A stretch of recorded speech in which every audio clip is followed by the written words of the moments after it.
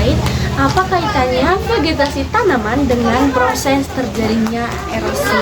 Nah, apa saja bahan dan alat yang dibutuhkan untuk melakukan percobaan ini? Mari kita simak ke video berikutnya. Jadi, alat dan bahan yang kita gunakan adalah yang pertama, siapkan 3 wadah penampung tanah dan 3 wadah penampung air. Jadi, wadah yang pertama adalah berisi tanah kosong, yang kedua adalah tanah dan juga serasa atau daun kering, yang ketiga berisi tanah dan juga tanaman-tanaman hijau.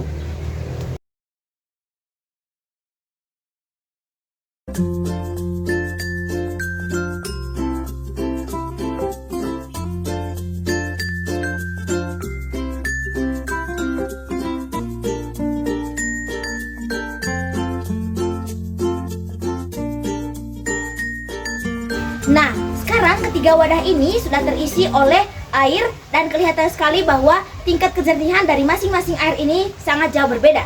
Di mana di wadah yang pertama ini airnya jauh lebih keruh dibandingkan botol plastik yang kedua dan yang ketiga. Nah, mengapa demikian? Karena tanah yang ada dalam wadah yang pertama ini sedang mengalami erosi intensif karena partikel tanah ini sedang terbawa oleh air. Dan kelihatan hasilnya ini jauh lebih keruh dan tidak ada perlindungan dari daunan kering ataupun daun hijau. Sekarang di botol yang kedua ini terdapat tanah dan serasa atau daun kering, di mana airnya sedikit keruh, berbeda jauh dengan wadah yang pertama tadi. Mengapa demikian? Karena tanah yang ada di wadah ini itu tertahan oleh daun kering atau serasa ini, sehingga erosinya tidak terlalu banyak atau hanya sedikit. Oke teman-teman, kita dapat melihat secara seksama pada botol air ketiga. Nah, air yang dihasilkan itu sangat-sangat jernih, berbeda dengan dua wadah lainnya. Mengapa sangat-sangat jernih? Karena ada akar tanaman yang mengikat tanah sehingga dapat mengurangi erosi yang terjadi. Sehingga air yang dihasilkan itu sangat-sangat jernih, berbeda dengan dua wadah lainnya. Kesimpulannya di sini, tanaman yang ditanam pada suatu lahan dapat mencegah lajunya erosi, sedangkan serasa atau dedaunan sendiri tidak mampu mencegah erosi daripada tanaman.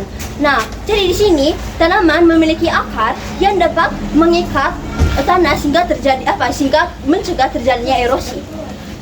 Erupsi tanah adalah suatu proses atau peristiwa hilangnya lapisan permukaan tanah atas, baik disebabkan oleh pergerakan air maupun angin.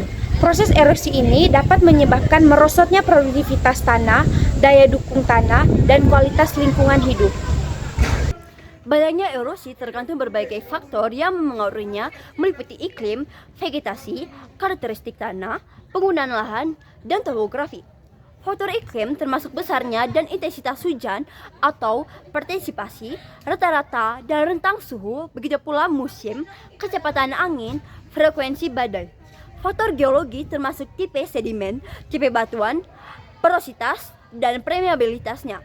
Kemiringan lahan. Faktor biologis termasuk tutupan vegetasi lahan, makhluk yang tinggal di lahan tersebut, dan tata guna lahan oleh manusia. Faktor yang paling sering berubah-ubah adalah jumlah dan tipe tutupan lahan. Pada hutan yang tak berjamaah, mineral tanah dilindungi oleh lapisan humus dan lapisan organik.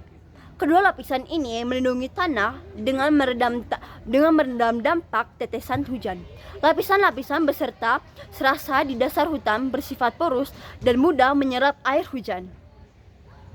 Biasanya hanya hujan-hujan yang lebat atau kadang disertai angin ribut yang akan mengakibatkan limpasan di permukaan tanah dalam hutan.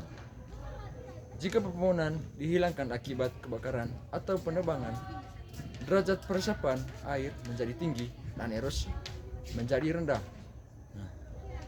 Kebakaran yang parah juga dapat menyebabkan peningkatan erosi secara menonjol jika diikuti dengan hujan lebat.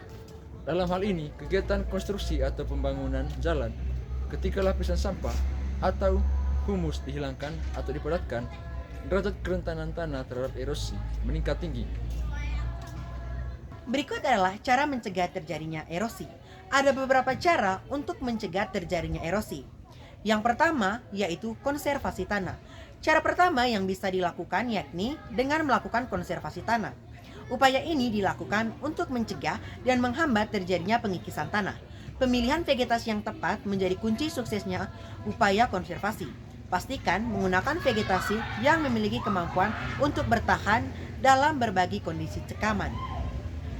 Yang kedua, terasering. Kita mungkin sudah tidak asing lagi dengan sistem terasering yang biasanya kita jumpai pada lahan pertanian di dataran tinggi.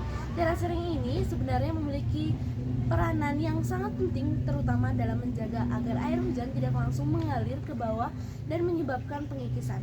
Dengan lahan berbentuk keras, tanah akan lebih stabil dan tanaman juga tumbuh dengan lebih baik. Yang ketiga, contour farming. Upaya selanjutnya untuk mencegah terjadinya pengikisan tanah yaitu dengan contour farming atau penanaman berdasarkan garis kontur.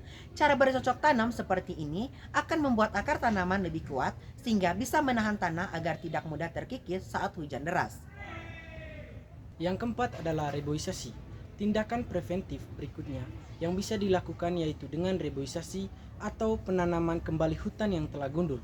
Cara ini sangat penting untuk dilakukan sebab pohon di hutan merupakan penghasil oksigen sekaligus penahan air. Dengan ekosistem hutan yang terjaga, maka bencana alam lain seperti banjir juga bisa dicegah. Nah, dampak dari erosi adalah menipisnya lapisan permukaan tanah di bagian atas yang akan menyebabkan menurunnya kemampuan lahan atau degradasi lahan. Nah, akibat lain dari erosi ini adalah menurunnya kemampuan tanah untuk meresapkan air atau infiltrasi. Nah, di mana penurunan kemampuan lahan meresap air ke dalam lapisan tanah akan meningkatkan lapisan air permukaan yang akan mengakibatkan banjir di sungai. Erosi menyebabkan hilangnya lapisan tanah yang subur dan baik untuk pertumbuhan tanaman. Nah, serta berkurangnya kemampuan tanah untuk menyerap dan menahan air. Nah, tanah yang terangkut tersebut akan terbawa masuk ke sumber air atau sedimen dan akan diendapkan di tempat yang aliran airnya melambat di dalam sungai, waduk, danau atau reservoir, saluran irigasi di atas pertanian dan sebagainya.